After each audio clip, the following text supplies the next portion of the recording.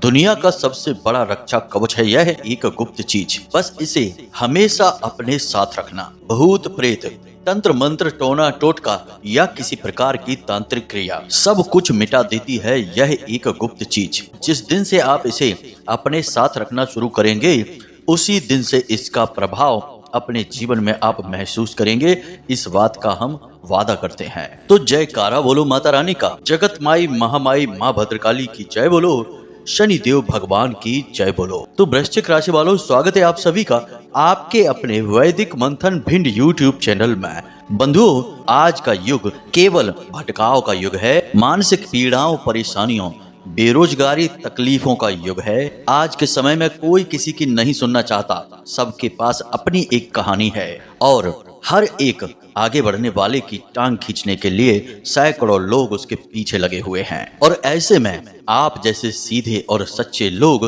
पिस जाते हैं। सब कुछ सही होने के बाद भी आपको अपना हक कभी नहीं मिल पाता है। छोटी छोटी खुशियों और छोटी छोटी जरूरतों को भी आपको मारना पड़ता है।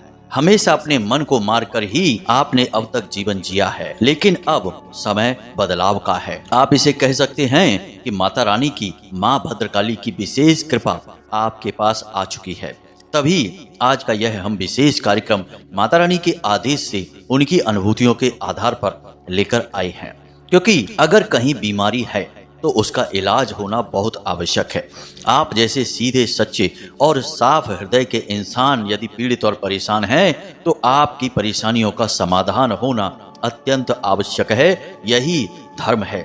इसीलिए अर्जुन जैसे साफ और पवित्र इंसान का साथ देने के लिए स्वयं भगवान श्री कृष्ण युद्ध क्षेत्र में चले आए और अर्जुन के सारथी बनकर उनका मार्गदर्शन किया।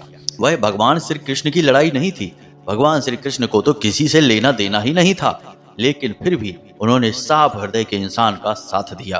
तो इसी प्रकार आज आपका साथ देने के लिए माता रानी की अनुभूतियों के आधार पर यह विशेष कार्यक्रम लेकर हम आए हैं। बंधुओं, एक बात याद रखना कि जिंदगियां बदलती जरूर हैं, कभी भी समय एक जैसा नहीं रहता है और जब जिंदगी बदलती है तो उसे बदलने के लिए कहीं ना कहीं से किसी न किसी प्रकार की प्रेरणा, किसी न किसी प्रकार का इशारा अवश्य ही प्राप्त होता है। अब जो समझदार लोग होते हैं वे उन इशारों और संकेतों को समझ लेते हैं और उन्हें अपने जीवन में इस्तेमाल करके, प्रयोग करके जीवन को बदल डालते हैं। और जो मूर्ख होते हैं वे बस जीवन भर बस धक्के खाते रहते हैं, रोते रहते हैं और बस यही कहते रहते हैं कि दुनिया में अच्छाई, भगवान, भक्ति जैसा कुछ भी नहीं है, यानी अपना टुकड़ा रोते रहते हैं। बंधु, हम आपको यकीन दिलाते हैं कि इस कार्यक्रम को यदि आपने अंत तक देख लिया तो निश्चित तौर पर आपके जीवन में कल से ही बदलाव आने शुरू हो जाएंगे, क्योंकि हम न केवल आपको इस एक गुप्त महाशक्तिशाली रक्षा कवच तंत्र के बारे में बताएंगे, बल्कि साथ ही साथ आपको बहुत सारी ऐसी बातें भी बताएंगे जिन्हें आपको अपने जीवन में प्रतिदिन के कार्यों में शामिल कर लेना चाहिए। यदि आप उन चीजों को अपने साथ शामिल रखेंगे अपने कार्यों में तो आपके साथ रातों रात परिवर्तन होना शुरू हो जाएगा। जी हाँ बंधुओं, याद रखना कि आप अपने पूरी जीवन शैली में कहीं ना कहीं किसी न किसी प्रकार की कोई ना कोई गलतियां तो अवश्य कर ही रहे हैं। बस फर्क इतना है कि आप उन्हें समझ नहीं पा रहे हैं और इसमें आपकी भूल नहीं है, यह मानव का स्वभाव है। मानव कभी भी अपनी गलती नहीं देख पाता है। जैसे कि आंख में जो काजल लगा रहता है वह उस आंख को कभी नहीं दिखाई देता, लेकिन दुनिया में सभी लोग उस काजल को देख लेते हैं। ठीक इसी प्रकार इस संसार में किसी भी इंसान को अपनी गलती कभी दिखाई नहीं देती, लेकिन बुद्धिमान और अक्लमंद इंसान जैसे ही कोई गलती बताता है उसे पहचान कर तुरंत उसे सुधार जरूर लेते हैं और यह गुण आपके अंदर कूट कूट कर भरा हुआ है। तो बस उम्मीद करते हैं हम कि आप हमारी भावनाओं को समझ रहे हैं और हम आपके जीवन में सचमुच में परिवर्तन लाना चाहते हैं और यह हम माता रानी की सेवा समझकर कर रहे हैं, यह भी आप समझ रहे हैं। तो बस इस कार्यक्रम को अंत तक आप जरूर देखेंगे, ऐसा हम अपने मन में विश्वास करके चलते हैं। तो चलिए बंधुओं, आज के इस विशिष्ट और बेहद ही चमत्कारी ज्ञानवर्धक कार्यक्रम की शुरुआत करें। लेकिन इससे पहले माता रानी को याद तो करना ही होगा, क्योंकि बिना महामाई जगत माई के याद किए हुए कोई भी शुभ कार्य पूर्ण हो ही नहीं सकता है। तो चलिए बंधुओं, पूरे भक्ति भाव के साथ कमेंट बॉक्स में लिख डालिए, एक बार नहीं 3 बार लिखना, जय माँ भद्रकाली कृपा करो। माता रानी निश्चित तौर पर आपकी कृपा करेंगी, आपके ऊपर अपना आशीर्वाद बनाएंगी। बंधुओं, याद रखना कि हम जो भी कुछ कार्य कर रहे हैं वह सब कुछ माता रानी की सेवा में समर्पित है, उन्हीं की भक्ति में कर रहे हैं। तो आपको इसका सहयोगी बनना होगा। तो यदि आप इस चैनल कार्यक्रम पर पहली बार आए हैं तो आप इसे सब्सक्राइब अवश्य कर लें। बगल में जो सब्सक्राइब का बटन है उसे दबा दें। ऐसा करते ही आप हमारे और माता रानी के इस दिव्य परिवार के सदस्य बन जाएंगे। और यकीन मानिए, हम वादा करते हैं आपसे कि आज आप इस चैनल को सब्सक्राइब करिए और कल से ही अपने जीवन में परिवर्तनों को महसूस करिए। तो चलिए जल्दी से चैनल को सब्सक्राइब करिए, फिर आगे बढ़ते हैं। तो बंधुओं, जो हम आपको बताने जा रहे हैं वह पूर्ण रूप से वैदिक और शास्त्रीय पद्धतियों पर आधारित है और हमारे साधना के अपने निजी अनुभवों पर भी आधारित है। तो सबसे पहले बात करते हैं इस प्रकृति के सबसे मूल तत्व की, यानी कि हम जो भी कुछ यहाँ देख रहे हैं वह शिव है, और जो हमें दिखाई नहीं दे रहा है फिर भी चल रहा है वही शक्ति है। नदियां जो चल रही हैं लगातार गतिमान हैं, पर्वत हैं जो लगातार बनते और बिगड़ते रहते हैं, हवाएं जो चल रही हैं, हम और आप जो चल रहे हैं, इस संसार को भोग रहे हैं, वह सब कुछ शिव है। और जिस शक्ति से हम इसे चला रहे हैं, यानी जो हमारे अंदर प्रवाहित हो रही है, वह शक्ति है, यानी कि भोलेनाथ की शक्ति। इसीलिए वेदों में कहा गया है तत्त्वम असि, यानी कि जिन चीजों से शिव और शक्ति बने हैं उन्हीं से हम भी बने हैं। तत्त्वम असि, जो तुम हो वही हम हैं। अब ये सारी बातें हम आपको क्यों बता रहे हैं? इन सारी बातों को बताने के पीछे हमारा मकसद यही है कि हम जो रक्षा कवच आपको बताने जा रहे हैं वह इन्हीं शिव और शक्ति की मूल प्रकृति से निकाले जाएंगे और प्रकृति के ही 5 तत्व इसमें समाहित होंगे। यानी यह एक ऐसा रक्षा कवच होने जा रहा है जो दुनिया का सबसे शक्तिशाली रक्षा कवच होगा। यानी दुनिया की कोई भी नकारात्मक शक्ति इस सुरक्षा कवच को तोड़ नहीं सकती है। अब ऊर्जाओं के बारे में बात करते हैं।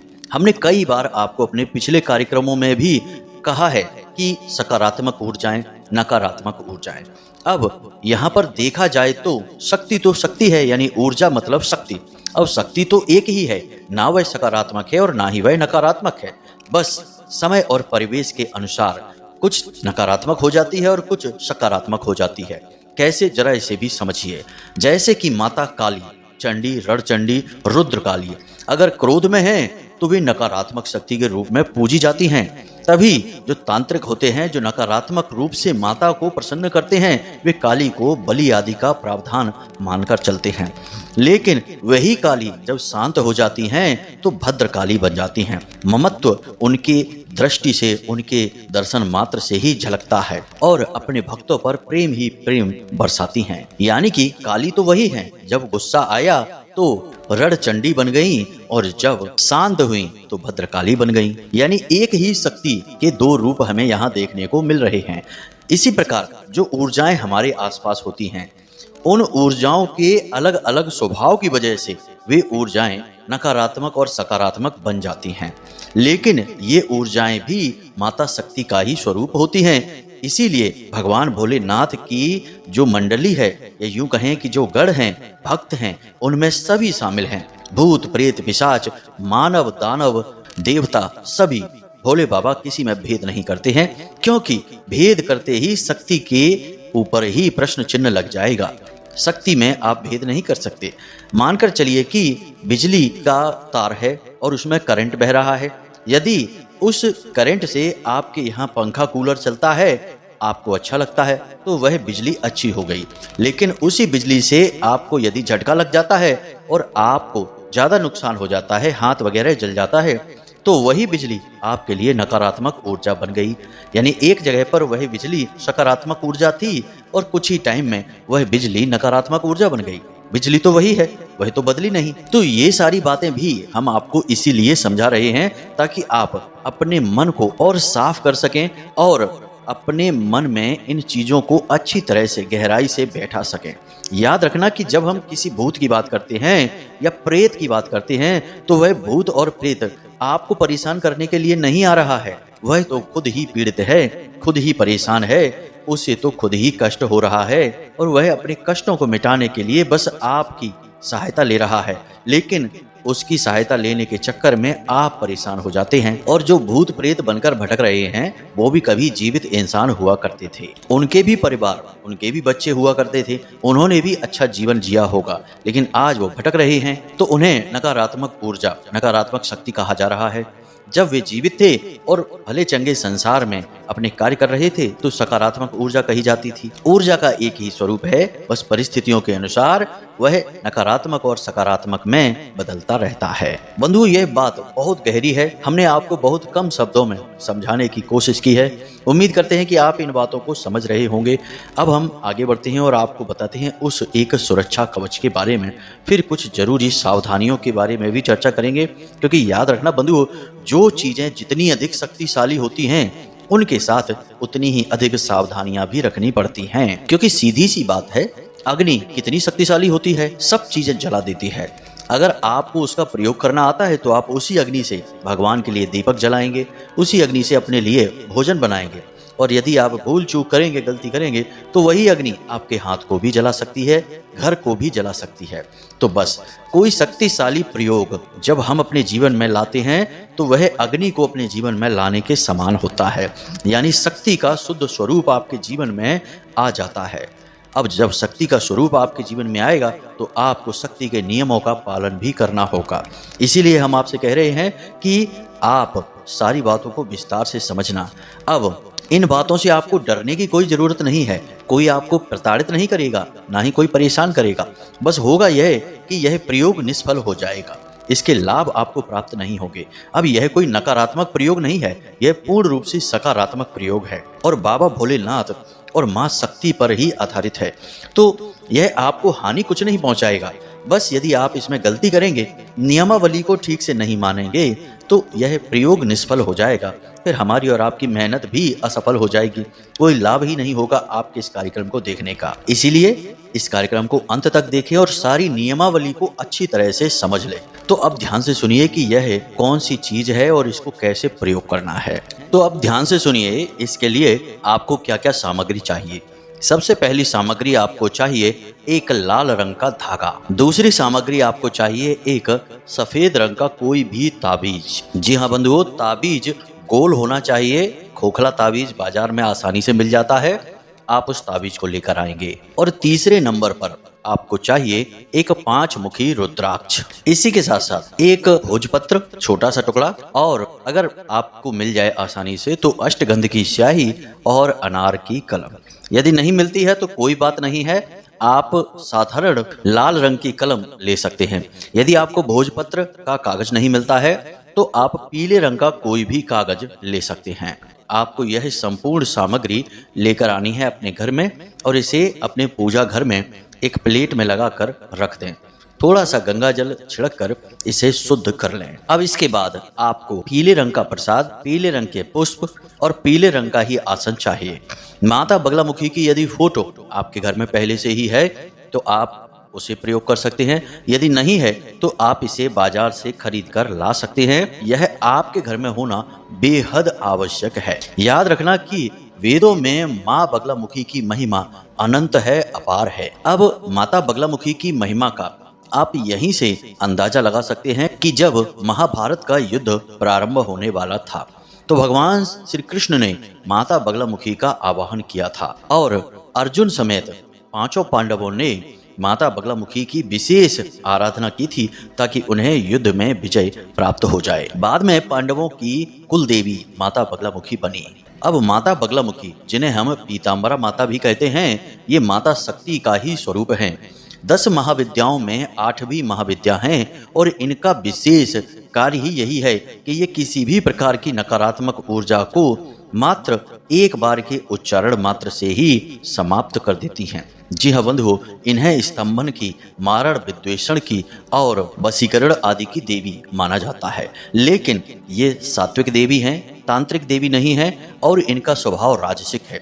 मतलब कि जो भी भक्त इनकी पूजा करेगा उसे राजसिक सुख तो जीवन में मिलेगा ही मिलेगा, हर हालत में मिलेगा। यानी इनकी सिद्धि राजसिक सिद्धि मानी जाती है। तो अब आप यहाँ से समझ गए हैं कि माता बगलामुखी की आपको आवश्यकता क्यों है। इनके द्वारा ही यह विशेष तंत्र या यूं कहें कि रक्षा कवच आपका तैयार होने वाला है। तो अब आपको यह क्रिया कब शुरू करनी है? रात्रि में 9 बजे के बाद, और यदि और अच्छे परिणाम आपको चाहिए तो 11 बजे के बाद, क्योंकि माता बगलामुखी का इस धरती पर प्रादुर्भाव रात्रि को 12 बजे हुआ था। ऐसा माना जाता है कि कुरुक्षेत्र में रात्रि को 12 बजे भगवान श्री कृष्ण ने माता का आवाहन किया तो माता उनके सामने प्रकट हुई थी, और फिर पांडवों ने अर्जुन समेत सभी ने मिलकर उनकी विशेष पूजा आराधना की थी। तो 12 बजे का समय रात्रि का इनके लिए प्रादुर्भाव का समय होता है और इनकी विशेष पूजा आराधना इसी समय पर की जाती है। तो अब यदि आप रात्रि 12 बजे तक नहीं जाग सकते हैं तो कोई बात नहीं है, रात्रि को 11 बजे 9 बजे जब भी चाहें आप कर सकते हैं। रात्रि रात्रि होती है, कोई समस्या नहीं है। लेकिन हम आपको सारे के सारे विषय खुलकर बता रहे हैं, इसीलिए हर बात स्पष्ट बता रहे हैं कि सर्वोत्तम परिणाम आपको कब प्राप्त होंगे। अब आपको क्या करना है? अपने पूजा घर में रात्रि के समय स्नान आदि करने के बाद जाना है। पूरी पवित्रता के साथ आपको पीले रंग का आसन बिछाना है। अपने स्वयं के लिए एक चौकी लगानी है और उस चौकी पर पीले रंग का वस्त्र बिछाना है और उसके ऊपर माता की फोटो को स्थापित करना है। फिर आपको हाथ जोड़कर माता से प्रार्थना करनी है। माता का मन ही मन आवाहन करना है। माता से कहना है कि हे माँ, हम आपसे कृपा चाहते हैं, आपकी कृपा से हम अपने जीवन को सरल बनाना चाहते हैं। हमारे जीवन में बहुत कष्ट हैं, परेशानियां हैं, तकलीफें हैं, इनसे मुक्ति चाहते हैं। इसलिए आप हमारी इस पूजा को स्वीकार करें और यहाँ इस पूजा को स्वीकार करने के लिए उपस्थित भी हों। इस प्रकार आप मन ही मन इस बात को बोलेंगे, 2-3 बार बोलेंगे। फिर आप जल छोड़ेंगे, आचमनी देंगे, दीपक जलाएंगे, माता रानी को प्रसाद चढ़ाएंगे, चंदन लगाएंगे पीले रंग का, पीले पुष्प चढ़ाएंगे और उसके बाद आप जो पीले रंग का कागज लाए हैं या भोजपत्र लाए हैं उस पर अष्टगंध की स्याही से और अनार की कलम से इस मंत्र को आपको लिख देना है। मंत्र क्या है, जरा इसे ध्यान से सुने और यह आपके मोबाइल की स्क्रीन पर भी दिखाई दे रहा होगा। ओम ह्लीम बगलामुखी सर्वदुष्टानाम वाचम मुखम पदम स्तंभई जीवाम कीलय बुद्धिम विनाशाय ह्लीम ओम स्वाहा। मंत्र एक बार फिर से ध्यान से सुनिए।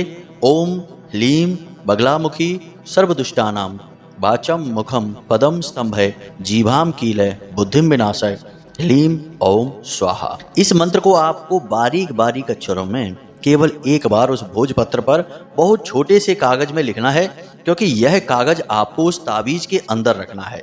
तो आप उसी हिसाब से इसका साइज बनाकर फिर उस पर लिख दीजिए। अब जो रुद्राक्ष है, धागा है, ताबीज है और उस ताबीज के अंदर इस कागज को आपने जो मंत्र लिख कर रखा है उस ताबीज को आपको माता रानी को समर्पित करना है, यानी उनके चरणों में रख देना है। अब आपको रुद्राक्ष की माला से या हल्दी की माला से, अगर बाजार में हल्दी की माला मिल जाए आपको तो वो लेकर आइए, नहीं तो रुद्राक्ष की माला से भी आप कर सकते हैं। इसी मंत्र का आपको एक ही जगह बैठकर कम से कम 3 माला, अधिक से अधिक 9 माला, जी हाँ बंधुओं, इतना आपको मंत्रोच्चारण वहां बैठकर आपको करना है। इसमें समय लग सकता है क्योंकि यह मंत्र बड़ा है, 36 अक्षरी मंत्र है, माता का अंक भी 36 ही है। तो आप इसकी 3 माला तो कर ही लें कम से कम, तभी यह प्रयोग कामयाब होगा। अब 3 माला आप इस मंत्र की जाप जब तक करेंगे तब तक आपके सामने जो दीपक जल रहा है घी का, गाय के घी का दीपक जलाना है, उस दीपक को बुझने मत देना और उस दीपक के अंदर आप 2 लौंगे अवश्य डाल दें, यानी एक लौंग का जोड़ा उस दीपक में डाल दें। बस अब आपका जब माला जाप समाप्त हो जाए तो आप माता रानी का विसर्जन कर दें, यानी कि मंत्र से विसर्जन करना है। अगर आपको मंत्र नहीं आता है तो कोई बात नहीं, बस हाथ जोड़कर माता रानी से निवेदन करना है कि माता रानी, हमने जिस उद्देश्य के लिए आपका आवाहन किया है आप कृपा करके उस उद्देश्य की पूर्ति करें, हमारे इस रक्षा कवच में अपनी ऊर्जा को समाहित करें और यदि हमसे किसी प्रकार की भूल चूक कोई गलती हो जाए तो उसे क्षमा करें। बस इस प्रकार से माता रानी का विसर्जन हो जाएगा और उसके बाद आप इस सामग्री को माता रानी के चरणों में रखा छोड़ें और अपने बिस्तर पर चले जाएं, यानी सो जाएं। अब इसके लिए नियमावली क्या है कि आपको इस प्रयोग के बारे में किसी को नहीं बताना है, दूसरा कि आप इसे धारण करेंगे, यानी कि उस धागे में पिरोकर इस रुद्राक्ष को और उसी के बगल से इस ताबीज को धारण करेंगे। तो इसे आप छुपा कर रखेंगे, यानी कि यह किसी को दिखना नहीं चाहिए, आपके कपड़ों के अंदर यह छुपा रहेगा। तीसरा कि यह रुद्राक्ष और यह ताबीज खंडित नहीं होना चाहिए, टूट फूट नहीं होनी चाहिए इसमें, और यह अशुद्ध भी नहीं होना चाहिए, यानी कि किसी की शव यात्रा में किसी की मृत्यु हो जाती है, सूतक हो जाता है, पातक हो जाता है, ऐसी स्थिति में इसे ना छुएं। महिलाएं रजस्वला धर्म के समय में इसे बिल्कुल भी स्पर्श ना करें, क्योंकि यदि एक बार यह दूषित हो जाता है तो आपको फिर से इसी प्रक्रिया के द्वारा इसे पुनः निर्माण करना पड़ेगा। अब आपको इसका सर्वोत्तम लाभ लेने के लिए प्रतिदिन यह क्रिया इस सामग्री के साथ करनी है। यानी कैसे, तो जरा इसे समझिए। पहले दिन आप सुबह सोकर जल्दी जागें, सूर्योदय से पहले जाग जाएं, स्नान आदि करने के बाद पूजा घर में जाएं और जो सामग्री आपने रखी है उस सामग्री को आप धागे में पिरोकर अपने गले में पहन लें। उसके बाद आप दिन भर इसको धारण करके रखें, लेकिन रात्रि के समय इसे पुनः खोलकर फिर से माता रानी के चरणों में समर्पित करें और फिर से 3 माला इस मंत्र का जाप करें। इस क्रिया को आपको लगातार 9 दिनों तक करनी है। जी हाँ बंधुओं, यदि आप 9 दिनों तक लगातार इस क्रिया को कर सकते हैं तब तो यह आपके लिए ब्रह्मास्त्र के समान रक्षा कवच मजबूत हो जाएगा, कोई आपका बाल बांका नहीं कर पाएगा। बाकी इसका परिणाम आपको पहले दिन से ही दिखाई देना शुरू हो जाएगा। जब आप इसे धारण करके अपने काम पर निकलेंगे तो आप चमत्कारी रूप से महसूस करेंगे कि परिस्थितियां अचानक से बदलने लगी हैं, लोग आपके सामने खड़े ही नहीं रह पा रहे हैं, कोई नकारात्मक व्यक्ति आपके सामने ही नहीं आ सकता है और आपके जीवन में सब कुछ सकारात्मक होना शुरू हो जाएगा, क्योंकि अब स्वयं बाबा भोलेनाथ और माता शक्ति की ऊर्जा आपके साथ चल रही है। अब आपका कोई बाल भी बांका कर भी कैसे सकता है। लेकिन यदि आप 9 दिनों तक इस क्रिया को कर लेते हैं तब आजीवन आपके आसपास रक्षा कवच तैयार हो चुका है, आप बेफिक्र हो जाइए। अब इसकी नियमावली क्या है, इसे आप ध्यान से समझिए। सबसे पहली चीज कि बिना मतलब में झूठ मत बोलना। झूठ और बाचाल लोग हमारे हिंदू सनातनी परंपरा में पसंद नहीं किए जाते हैं, देवी देवता ऐसे स्वभाव को पसंद नहीं करते। दूसरा कि स्वच्छता का विशेष ख्याल रखें, प्रतिदिन स्नान करें, पूजा पाठ अवश्य करें और स्नान आदि के समय, शौच आदि के समय इस सामग्री को अपने हाथ से ना छुएं। उतार कर यदि इसे रख सकते हैं तो ज्यादा बेहतर होगा। तीसरा कि जुआ, शराब, वेश्यावृत्ति, पर स्त्री गमन और नकारात्मक लोगों की संगत, इसे आपको तत्क्षण त्याग करना होगा, तभी यह रक्षा कवच आपके ऊपर कार्य करेगा। और बस इसकी शुद्धता का ख्याल बनाकर रखें, गलत कार्यों को ना करें, जो आपके मन में अच्छी बातें आ रही हैं उनके ख्याल में रहें, ईश्वर का नाम स्मरण करते रहें, जो भी आपके आराध्य हैं उनका नाम, उनका मंत्र और उनके भजन स्मरण करते रहें।